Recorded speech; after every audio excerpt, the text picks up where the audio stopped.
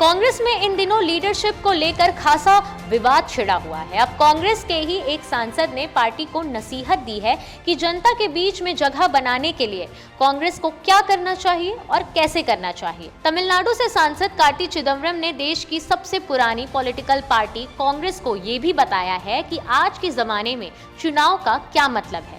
पढ़िए parliamentary business की यह एक्सक्लूसिव रिपोर्ट। तारीख 23 नवंबर 2020। स्थान कांग्रेस सांसद कार्ति पी चिदम्बरम का ट्विटर हैंडल। विषय सबसे पुरानी पार्टी कांग्रेस को चुनाव की आधुनिक परिभाषा समझाना। यह सार है उस स्टोरी का जो हम आपको बताने जा रहे हैं।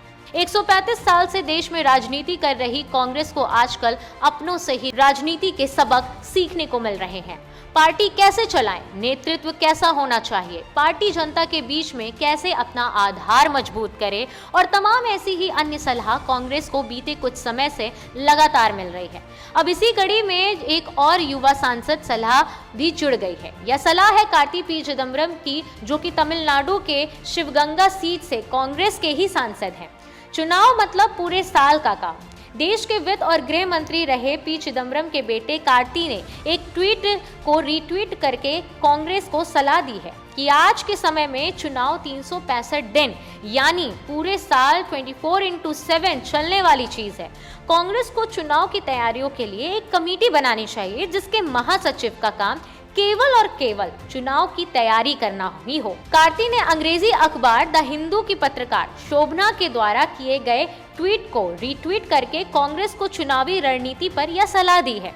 दरअसल कार्ति ने बीते दिन द हिंदू अखबार को एक इंटरव्यू में कांग्रेस और उसके कमजोर होते जनाधार पर खुलकर बात की है। इसी इंटरव्यू से पत्रकार शोभना ने यह बात ट्वीट कर लिखी और कार्ति ने इसे रीट्वीट कर साफ कर दिया कि उनके पास कांग्रेस को देने के लिए अहम सलाह है। चुनाव के लिए ही यह अहम सलाह।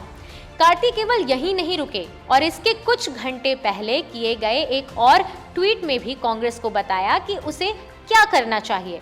कार्ति ने कहा कि कांग्रेस को चुनाव के लिए डेडिकेटेड एक टीम चाहिए।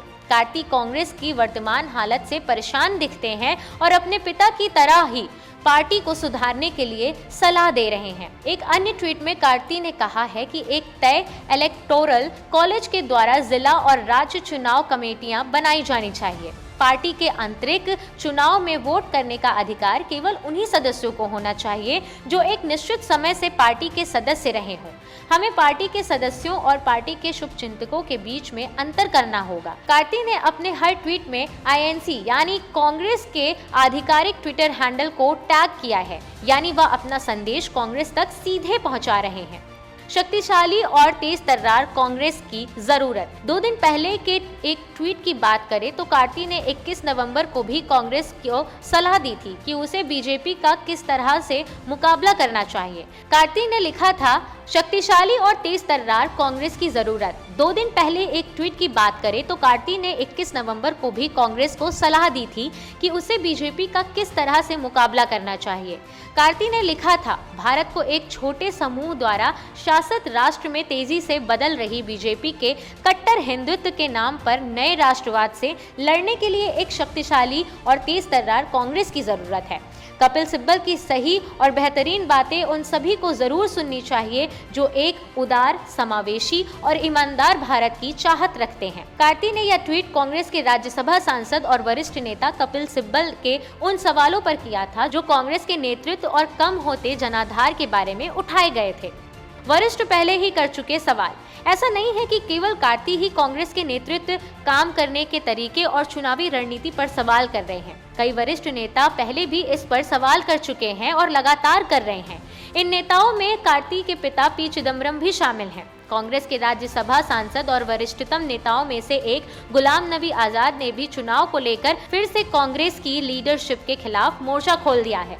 आजाद ने कहा है कि 5 स्टार होटल में बैठकर चुनाव नहीं लड़े जाते हैं। कुछ ऐसी ही बात कपिल सिब्बल ने भी बिहार चुनाव में कांग्रेस के खराब प्रदर्शन की बात कही थी। सिब्बल ने कहा था कि अब कांग्रेस को जमीन पर उतरकर काम करने की जरूरत है।